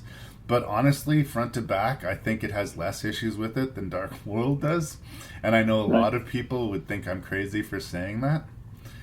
Also, Dark World gets the job done. It's like 103 minutes. This one sprawls out. 2 hours and 20. Yeah, it feels more bloated and sprawled out. And the first Avengers was long too, but it was always moving, and it always had a purpose, and it always had an energy. And it just, there was just something, the wheels were spinning here. And the other thing that I kind of felt like a bit, to use that phrase again, being shoehorned in, and that, you know, there's some footage that they didn't use ultimately, but the whole Infinity Stone dream thing where like Thor goes, hey, I need your help, and they're going to go find this pool of water that has connections to all of the realms, and I'll climb in it, and I'll get some, like, I'm like, wow, that felt like a bit of an exposition, you know, MacGuffin. It's like, here's just some stuff you're going to need going forward. Or like, here's something for Thor to do.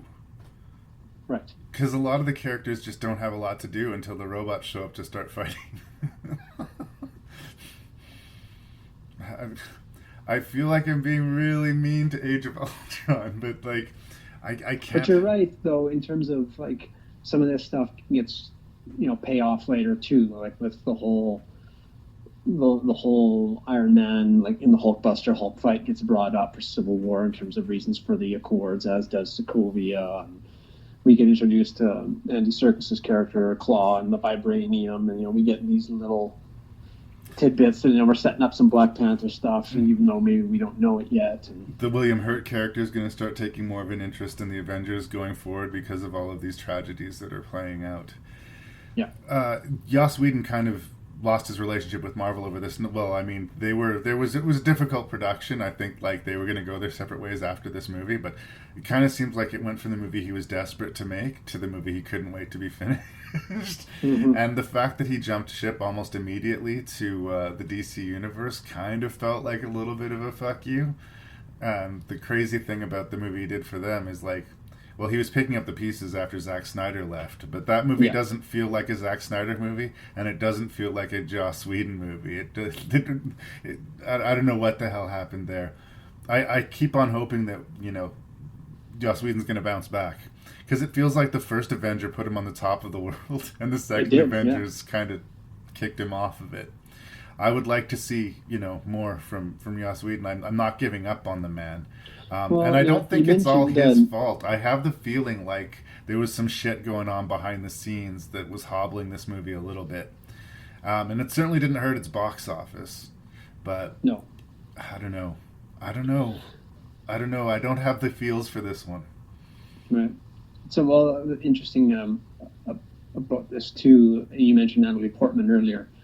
But like both Whedon and Natalie Portman were at the premiere of, I think, definitely Endgame, if not Infinity War and Endgame too. So like, you know, they certainly have found ways to have them still part of the fold. And maybe that was part of the courting process for Natalie Portman's case anyways, to be able to do Thor Love and Thunder, which is going to feature her. But I think one of the stories I love about this movie, though, is Paul Bettany, and that he gets hired as a voice actor in the first Iron Man movie with no expectations, and nor was it planned out at that point, but all of a sudden now your career is going to get a jump start because now you're going to be made the Vision. Well, it's also turned him into a comic book fan, because he confessed that he didn't even watch the Iron Man movies. It was very much a job for him. It was like a voice acting job, but they were paying good money. And he record voice for 2 or 3 days, and then he gets this fat check right on. And then all of a sudden they start talking to him about, you know, growing the character into this, and he started watching the movies and actually reading the books, and it turns out he was a comic book fan. He just didn't know it. Well, I saw him in an interview, and that's why I love this story, is at that point, he'd been doing the Jarvis voice and hadn't been doing much else at that point, and had just come out of some kind of meeting where he had like a fallout. I don't know. Couldn't have, if it was an agent that he was leaving. I don't think so. I think he said it was like a producer, and basically the producer gave him one of those speeches like, "You're never going to work in this town again," kind of speeches, where like, you know, your time is closed and whatnot, and like left the building. And then all of a sudden his phone rings and it's Joss Whedon. "Hey, do you want to play Vision?" Yeah. Like, is it one of those things? Like, it was like the lowest he had been in his career, because he just felt like, "Okay, that's it. I'm just doing voices now, I guess." To being like resurrected in terms of big picture movies. It's not an obvious. Kind of cool. It's not an obvious casting choice. I think it may be just the charm of the voice of Jarvis. Kind of, they got, hey, well, why don't we use that intelligent and put it into the Vision? But like, Bettany is a very versatile, very physical actor, and he's still, in a way, as Vision, that sort of polite, reserved, pithy Jarvis. There's a percentage of Butler Jeeves in him still, even though absolutely. he's this super being, which is kind of charming. It's kind of an appealing aspect of his character. He always wants to be helping out. But again, you wouldn't necessarily think Paul Bettany, but Paul Bettany 100% works, which means to me that he's a good actor. Individual performances are fine. Like, again, and the special effects are bloody amazing. Well, you could watch it with the sound off and be, more or less dazzled by it. But it's not as smart and it's not as forward-thinking as a lot of the Marvel movies are. And it's funny because you get the feeling like it really does think that it's smart and forward-thinking like the rest of the Marvel movies. But it just got blown off the screen by the two previous entries. It probably looks worse because it comes off the back of Guardians and Winter Soldier, but it ain't great. Yeah. And we haven't talked about it, not that we need to delve into it too, but it really was a way for them to write Hulk out of the story until they needed him again too. That's right. The rights issue. They can do supporting role Hulk, but they can't have a standalone Hulk for whatever reason. Yeah, unless they play nice with Universal. And if Universal doesn't want to play ball, then there's no movie. No. Alas. I don't think I've run out of things to say about Avengers. I think I just get mean again. Perhaps we should move on to Ant-Man then. Good deal. Imagine a soldier the size of an insect. The ultimate secret weapon. If you give godlike powers to everyone, it's going to be chaos. So how do we stop him? By knowing I. Scott, I've been watching you for a while. You're different. And I believe everyone deserves a shot at redemption. Do you?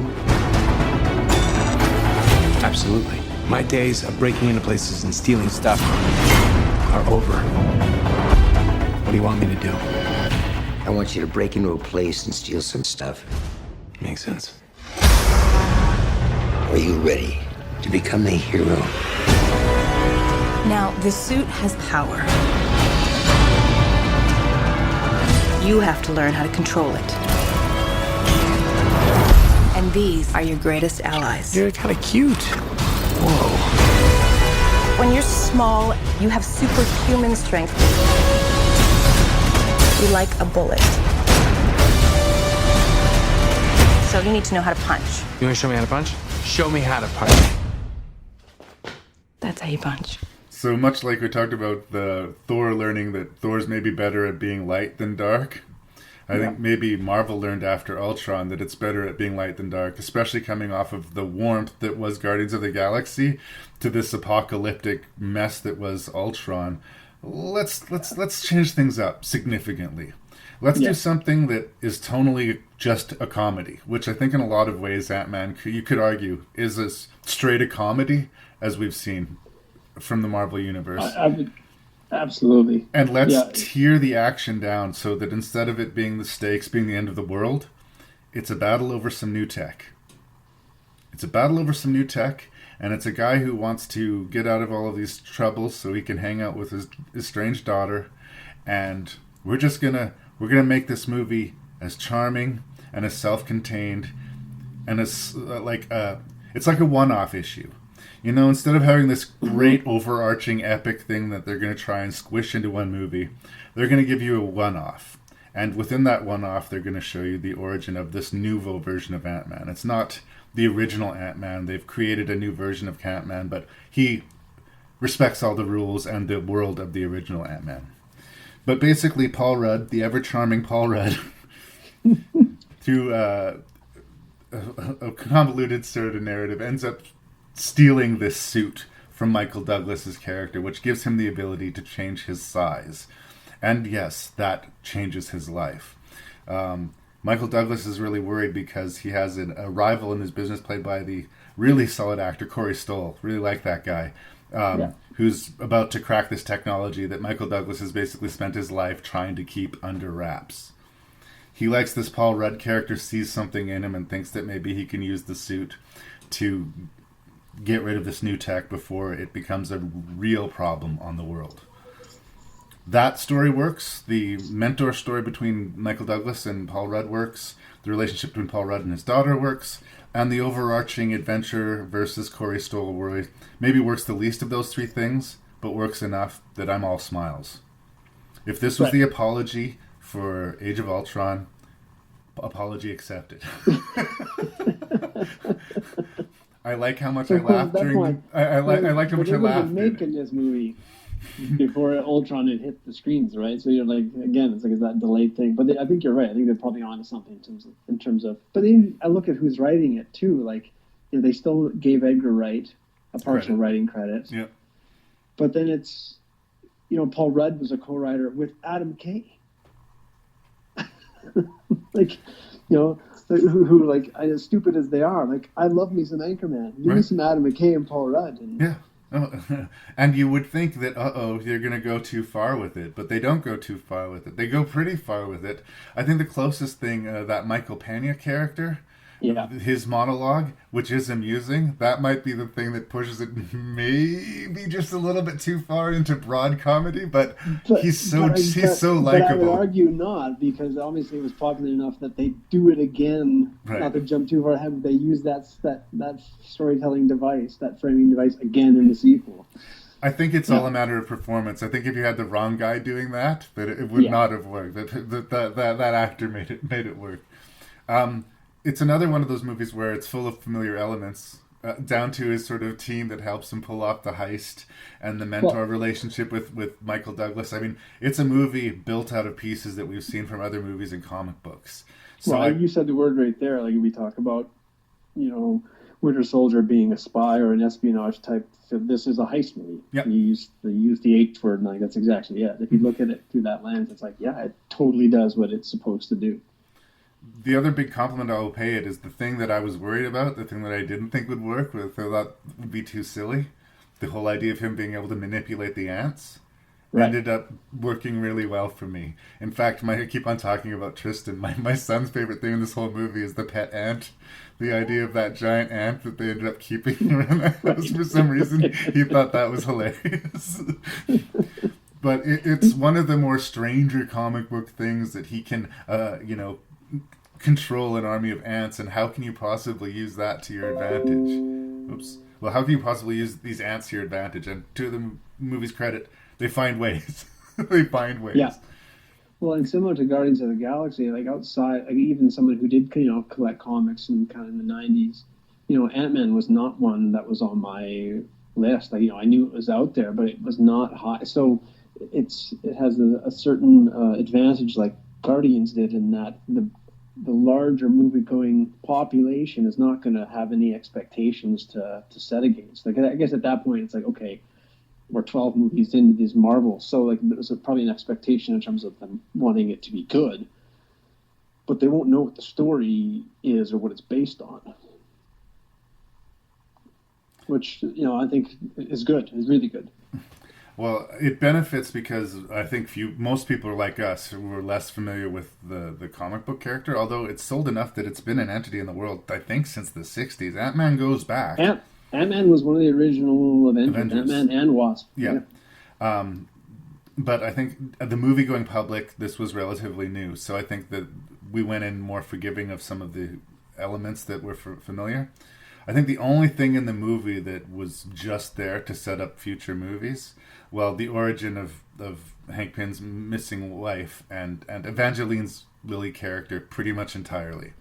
We're going to get to the Wasp, but this movie's not about the Wasp.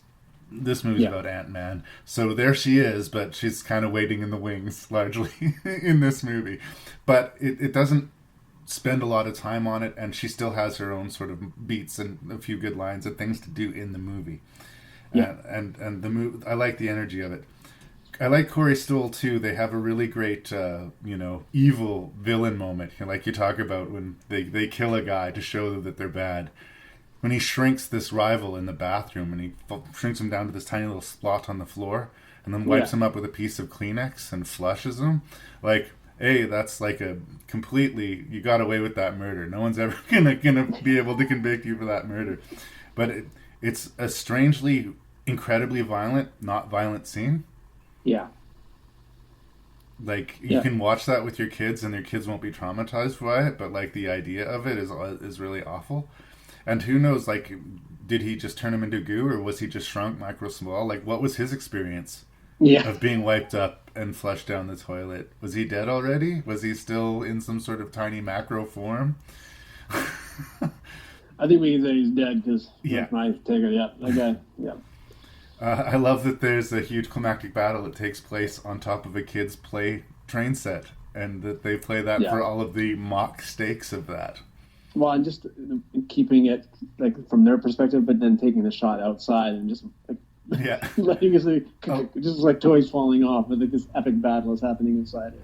And that's sort of again a microcosm of the whole movie. Like, really, compared to some of the stories that have been told in the Marvel Cinematic Universe, this is a really small story, but it feels epic because of how it's told in the scale. Well, and they're West Coast too, right? Like I don't know that if it's in the comics that way too, that but there's San Francisco in this, which is very kind of tech center of the world, of course, so it makes sense too. But there's something about them being West Coast and Avengers being kind of New York, and eventually they move their facility and whatnot. But there's something about that distance that does kind of help believe that they're a bit on the peripheral, if you will. Yeah. I love the family dynamic in the movie too. Nobody is asked to play the specific Hollywood role. The ex-wife is bitchy, but she's not a bitch. And the Bobby Cannavale character, the stepfather to his daughter, he's kind of he's sort of an adversary, but he's not an asshole. And by the end of the movie they're all on the same team, which is kind of like you're rooting for everybody, the movie just refuses to pigeonhole them in the character of bitchy ex-wife or shitty stepfather. Nope, they have reasons to be suspicious of Paul Rudd's character, and they are protective of their daughter, and that's okay. And again, that's not the kind of one thing that I was going to say, the one thing that feels a bit shoehorned, but although I know why it's there. You get the sequence where they need to get into the Avengers, well, they think is just a warehouse, and ends up being the Avengers facility. So we get this little interaction with Falcon. So it's a way to make that introduction happen. It's a good, fun sequence, but actually, it's it's, as you say, it's laying the track for Ant-Man showing up in Civil War more than anything else. I like that Falcon feels insecure about being beaten up by a little dude. Yes. I think we all understand. Right? Yeah, no. But again, that's something that would happen in the comic book too, right? I can see the cover of that comic book. Like, Ant-Man and Falcon are fighting for some reason. Why? Read the book to find out why. Why are our two heroes fighting each other? Absolutely right. It's one of those things. It's a slippery slope. You can really overpour on the comedy sometimes, and I think this is what the movie maybe came closest to. But I don't mind that this is a straight up comedy. Like, I kind of like that. Guardians of the Galaxy did that too. You still felt the stakes. You were still able to feel like, oh, well, how's this all going to work out? I didn't think Ant-Man was going to die or anything like that. But the comedy didn't undercut any of the quote reality, if we can talk about reality. In the in terms of those stakes too, like what him going to the quantum realm was a great sequence too. Like, it really felt like that was the beginning. Like, it seemed to give ideas of what they could do visually once they get to Doctor Strange. Like, I really love that whole sequence of him going subatomic. Yeah. From a story standpoint, because again, it's him making the sacrifice in terms of, well, I don't think I'm going to come back from this, but I got to do it if I'm going to stop this guy. Are you familiar with The Incredible Shrinking Man by Richard Matheson? No.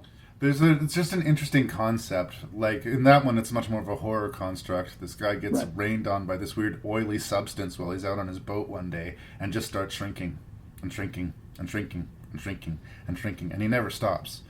And in the context of the story, he never stops. He just keeps getting smaller and smaller. But there is no point that's so small that he pops out of existence. The world changes. There's other universes, basically, to explore, but you can always get smaller. You can always get bigger.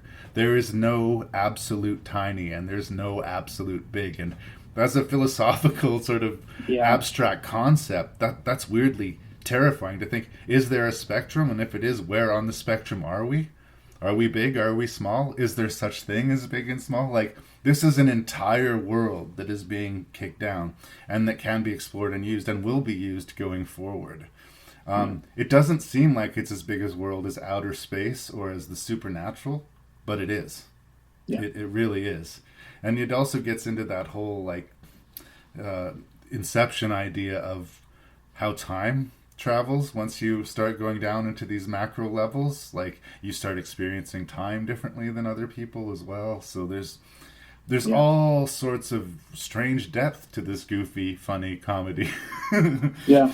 And we hadn't actually mentioned it too, like Peyton Reed was the director on it. Like, I think, obviously he struck the tone that they wanted and that they got him to come back for Ant-Man and Wasp, and I know I don't know if it's going to happen or not, but there's always, there is talk of a third Ant-Man probably happening in like Phase 5, but he's also being linked to possible Fantastic Four stuff, so obviously he's playing well enough with others that they're going to keep him around. They're trying to find a way to keep him in the family, so to speak.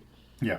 And I don't mean that like all Ant-Man movies need to be this way, but this was kind of a refreshing palate cleanser after Age of Ultron. And it's just like, okay, we're going to have fun, and just let's have fun.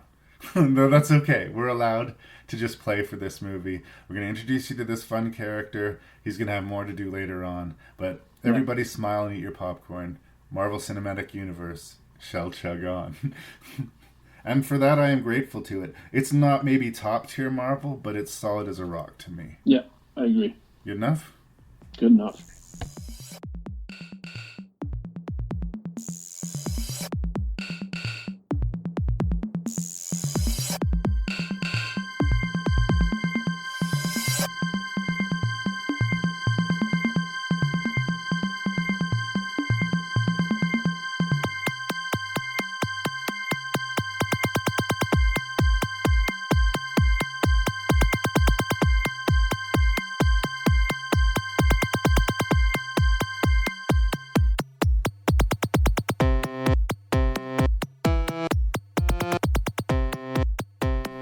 Thank you so much for Skyping with me during the age of COVID, this historical time we're living through. It's nice to be able to distract myself from all the craziness and just talk about some pure fantasy escapism. Thanks for being there for me, Skye. Oh, my pleasure. My part is, I kept thinking, I have to rush to them trying to catch, Black Widow being the 6th, but now it's been pushed to November, so we got plenty of time. We got time. What was your least favorite of this group of 6 Marvel Cinematic Universe films, and why? Okay, so Phase 2, my number 6, was Iron Man 3. Okay. I didn't dislike it, as we talked about too. It just kind of felt like, it just wasn't as strong as some of the others. I talked about maybe putting Thor: Dark World here too, but I think because Thor: Dark World had such low expectations, and then when I finally saw it, I'm like, I just liked it so much. I'm like, no, I can't put it at the bottom of this list. So Iron Man 3 was there. I just kind of felt like some of the Tony Stark story stuff had been done, and that we were kind of revisiting some stuff, and I just didn't buy Guy Pearce as the bad guy at the end. It just kind of took it into a realm where I agree. It's just not as strong as the others. It sucks to talk shit about Guy Pearce because I legit love Guy Pearce, but I kind of agree. He didn't do it for me in that movie. Yeah. Yeah, and so then I put Thor: Dark World as 5. For some of the same reasons, right? We're talking about, like, didn't we, like, Thor and Odin kind of had this conversation before, and now they seem to have switched places, and so why wouldn't Odin be able to kind of recognize that maybe he's kind of wrong on this one because he was having the other side of this conversation in the last movie? But still dug lots. Then this was my tough one here. Was Ant-Man and Avengers Age of Ultron. Okay. And ultimately, I still put Ant-Man at 4 and Avengers at 3 because I think just the big picture, ensemble, epic nature of Avengers still put it ahead of Ant-Man for me. Ant-Man always struck me as being an odd movie to end Phase 2. Right. It seems like a start point more than an end point. You should be working towards the Avenger movie and that kind of putting a tent. But I don't know, like those movies, they've got their own tone, and although all the Marvel movies tend to have more humor than, say, the DC offerings, of late, it still was even funnier than the rest. So I think that's why it certainly scored higher than Thor and Iron Man in this list. You would think maybe Avengers would be higher, but I just don't think Whedon stuck the landing like he did on the first one, which left Winter Soldier and Guardians 1 and 2 for me. And I went Guardians at 2 and Captain America, Winter Soldier at 1, mainly because I just feel like everything shifted when it came to Winter Soldier. Like the expectations of the whole studio went up, and they really changed the game in terms of that character specifically, but of the universe as well. Sorry, so your is Iron Man 3, Thor 2, Ant-Man, Avengers, Winter Soldier. Nope, Guardians, and then Winter Soldiers. Winter Soldier at 1.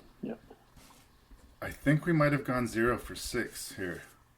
I think we might have actually not matched at all. Let me go through it here. I am controversially, I guess, going to put Age of Ultron in last place. Right. I think the fall of quality between the first Avengers movie and the second Avengers movie is as big a fall as we've seen in between any two sequels in the Marvel Cinematic Universe so far. Right. Probably in part because Avengers 1 is so high. Yeah, well, I mean, again, it's competing with other, and I lay that caveat out. But I was really disappointed by it the first time I watched it, and the second time I watched it, maybe as residual bad taste in my mouth, or maybe because I was watching so many Marvel's movies all at once, it was more of the negatives that stood out to me than the positives. Yeah. And it felt the length more than any of these movies that we watched. This felt like a long movie. And that's one thing, especially in the Marvel movie, if it feels long, something's probably wrong. Yeah. So, all the way in last place, that's where I'm putting Avengers. Sorry. So I guess no. You have to apologize to me. This is, I guess, no, we don't go 0 for 6 because Thor: Dark World I put in 5th place, and you also put that in 5th place. So we did. I did, yeah. We did mark there. Again, I think it gets a bad rap. I get the complaints about it, but I think there's enough fun in the movie and enough stuff that happens that is actually relevant going forward. It's good. I just think that this is not the Winter Soldier of this particular series of movies. They don't get that till Ragnarok, where they really absolutely hit Thor completely 100% out of the park for me. Yeah. But I do think be nicer to Dark World. So generally speaking, fans out there, be nicer to Dark World than you have been. Iron Man 3 made it all the way to 4th place for me. I do like the writer-director. That might have helped me into it. And I agree that maybe his aesthetic, it fits better in a more noir-y, sleazy R-rated world than it does in the PG one. But that's not the problem with the movie. The problem is exactly what you said when you pointed it out, is that it's a rehash. It's basically a do-over of Iron Man's origin. It's interesting to see that he's changed, that he needs to have this sort of character rebirth, but it's not as satisfying because we have kind of been here before. Seen it. But isolated, I think for the most part, it does work more than it doesn't. 3rd place is Ant-Man. Very charming, very funny. Like I said, the great palate cleanser after... If I was worried, is Marvel Universe going to get shaky all of a sudden? They bounced back like immediately with Ant-Man for me, and all was forgiven.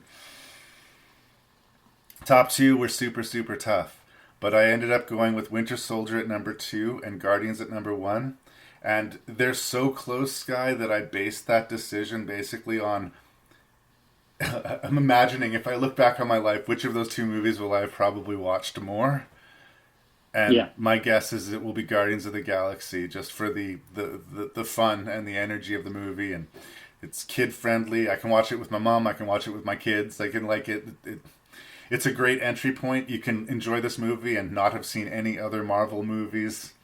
But in me putting Guardians of the Galaxy at number 1, let me not take anything away from the accomplishment of Winter Soldier.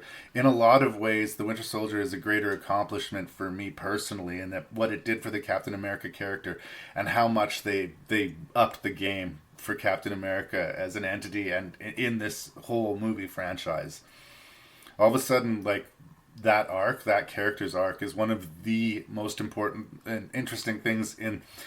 I mean, it's a close second to Tony for me. As far as like the overarching stories going through it all is Captain America, and it was this movie that made that possible for me. So it's a number 2, but it's just that was a heartbreaker. It was a heartbreaker.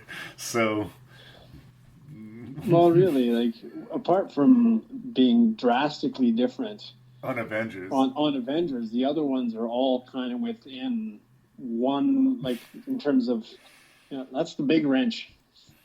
I think it speaks well for the movies. I recently did an episode on the Coen brothers, and we were talking about how whenever you rank the Coen brothers or you read ranks about Coen brothers movies online, they're always different. Everybody loves the Coen brothers, but everybody's top 5 Coen brothers movies are different. And to me, that just says they're amazing filmmakers, right? Like, everyone has their different favorites. Exactly. There's not that one that was, well, that was it, and then everything else is pales in comparison. And I think that Marvel could be getting there, with their cinematic universe too. That they're all good enough. Part of that too is just quantity, right? There's so many out there now too, but. And in such a short period of time, like really, Iron Man wasn't that long ago, and we're like 23 movies in now. Yeah. Like, how long did it take Bond to get to 25? The first Bond movie was, 63? Yeah. Something like that? Like, they're just tearing it up. I don't know how long it can last, but unless they drop the ball utterly, I'm pretty loyal. I'm on board.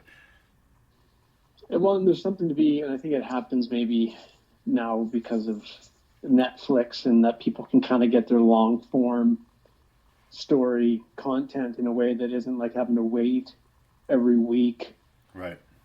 And then having to wait months for it to come back in another season. Like, there's a little bit of having to wait until a full season drops, but there is something about people seem to be a bit more willing to invest in long-term storytelling. So I think they're gonna, especially with Disney Plus now, where they can like set up stuff and fill out some side stories that maybe they don't want to put in a full movie. It's going to be really interesting to see where this all goes. We were predated slightly, you and I, in our existence by sort of the age of Westerns, where Westerns went through a period of uncommon popularity. They were just bankable, and they were around for a really long time, and they weren't. And this might just be the age of the superhero movie. We'll get like 30 or 40 years where like they're just ubiquitous. There's always going to be another superhero movie. And some will be great, and some will be hits, and some will be misses, but they're just going to be around. It'll be interesting to see when and if that bubble bursts. But we still have at least 2 more Marvel episodes to talk about. So we got homework to do, son. I mean, I guess the Scarlett Johansson movie is in the bag, so we have 4 episodes fully that we'll be able to do once that's released. And going forward, we'll see. I don't know in the age of the plague if production is going to slow down or speed up going forward. Well, it sounds like Marvel's plan, anyways, is just they've pushed everything back one slot. So Eternals was supposed to be where Black Widow is going to be. So they've moved it back, and then where Shang-Chi, that was where Shang-Chi. So everything just goes back one spot. Right. So, but, it might change how we do business, right? So. Well, hang in there. It's great. You too, my friend. It's great to talk to you, and I will start watching some more Marvel. I will not make you wait. I'm already halfway through the next 6, so you got to catch up. I will try not to make you wait as long. The good news, if you can call it good news, is that I got some time on my hands. Same here. All right. Until next we speak, brother. And so ends Volume 2 of our exploration of the Marvel Cinematic Universe. How did we do? Did Skye and I give fair shakes to all of these Marvel movies? Were we too kind? Were we too unkind? You can send your feedback to ranknreview@gmail.com. You can always check out the podcast at ranknreview.ca. And you know, you're good enough to spread the word about the show with your other movie friends. Maybe leave a positive review on iTunes or whatever podcast service you're using to listen to the show. That would just be doing me such a favor. We will have another episode dedicated to Marvel and Rank and Review Future. But until then, I hope you continue listening. And big thanks to all you people out there